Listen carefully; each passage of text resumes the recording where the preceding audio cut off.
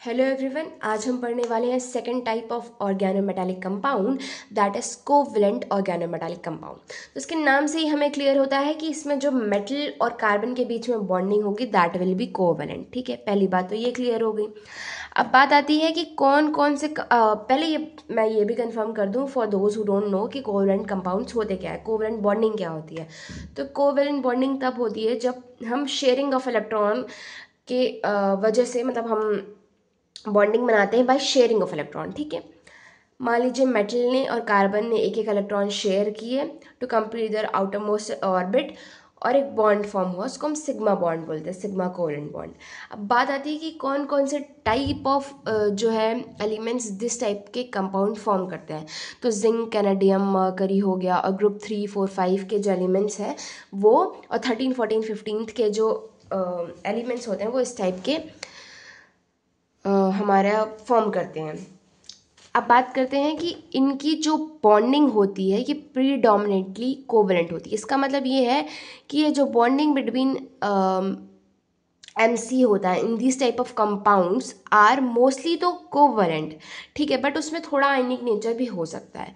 और इनकी जो प्रॉपर्टीज़ होती है वो टिपिकल ऑर्गेनिक कंपाउंड की तरह ही होती है। वॉलेटाइल होते हैं, मतलब ये वेपर में ईजिली चेंज हो जाते हैं। Insoluble in water, soluble in organic solvents, and जिसमें पोलैरिटी होती है बिटवीन, मतलब जो मेटल और कार्बन बॉन्ड में पोलैरिटी होती है वो अराइज होती है और डिपेंड करती है on the electronegativity difference between metal and carbon. देखो, मेटल तो इलेक्ट्रोपॉजिटिव ही होता है, वो हमेशा इलेक्ट्रॉन को लूज करने की क्षमता रखता है, और कार्बन उसके कंपैरिजन में अगर हमारा इलेक्ट्रोपॉजिटिव होगा, ऐसा मेटल लेते हैं, और कार्बन अगर उसके कंपैरिजन में इलेक्ट्रोनेगेटिव होगा तो हमारा एक पार्शियल पॉजिटिव चार्ज मेटल पे, पार्शियल नेगेटिव चार्ज कार्बन पे आ जाएगा। ठीक है, और भी किन चीज़ों पे polarity of this MC bond depend करता है, वो है availability of the orbitals, steric requirements and the polarizability of electron cloud.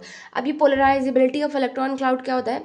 ये होता है कि जैसे हमने मान लीजिए एक न्यूक्लियस लिया, न्यूक्लियस के अराउंड जो इलेक्ट्रॉन्स होते हैं उसको हम इलेक्ट्रॉन क्लाउड कहेंगे। ठीक है, अगर हमने उसके पास से एक इलेक्ट्रिक फील्ड पास करवाई तो वो रीडली कितनी ईजिली वो इलेक्ट्रॉन क्लाउड एक डायपोल फॉर्म कर देगा, उसी को पोलराइजेबिलिटी ऑफ इलेक्ट्रॉन क्लाउड बोलेंगे। आप कुछ टिपिकल एग्जाम्पल ले लेते हैं of these type of covalent organometallic compounds. ये टेट्राइथाइलिन लेड है, और जिसको हम फेमसली एंटी नॉकिंग एडिटिव भी कह सकते हैं, ये क्वेश्चन में आ भी सकता है। और जिंक का, कैनेडियम का, मरकरी के भी कुछ एग्जाम्पल हमारे पास, और सिलिकॉन का, एल्युमिनियम का। ठीक है, ये देखिए, ये कुछ ग्रुप 13, 14 के भी एलिमेंट्स हमारे पास आ रहे हैं। अब हम बात करते हैं कि मान लीजिए हमारे पास कंपाउंड पहले जो था वो कुछ इस टाइप का था। ठीक है, MC की बॉन्डिंग थी और बाकी हमने C की जो वैलेंसी को थी वो हमने H से भर दी थी। तो यहाँ पे यहाँ पे पार्शियल पॉजिटिव चार्ज होगा, यहाँ पे पार्शियल नेगेटिव चार्ज होगा। ठीक है, क्योंकि उसके कंपैरिजन में तो वो नेगेटिव है। तो अगर हमने इसमें सब्स्टिट्यूशन करके यहाँ पे इलेक्ट्रॉन विड्रॉइंग ग्रुप लगा दिया जो कि इलेक्ट्रॉन को अपनी तरफ खींचता है, तो यहाँ जो पार्शियल नेगेटिव चार्ज था C पे वो कैंसिल आउट हो जाएगा। तो अब ये चार्ज जो डिस्ट्रीब्यूट हो गया है इसकी वजह से अब हमारा जो मॉलिक्यूल है वो मोर स्टेबल हो जाएगा। ठीक है, वही बात इन्होंने लिखी है कि if we in the presence of electron withdrawing group, the stability of this MC bond increases। इसका मतलब यही है कि अगर हमारे पास इस टाइप के मॉलिक्यूल्स हैं तो they are more thermally more stable than their corresponding non fluorinated analogue.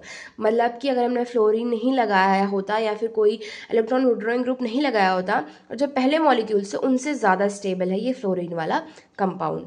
ठीक है, yes. So that's all for the covalent organometallic compound. I hope you like it. It was helpful, I guess. So अब मिलते हैं next video में जिसमें हम पढ़ेंगे electron deficient organometallic compound, this topic. So thank you for watching. Please like, share and subscribe.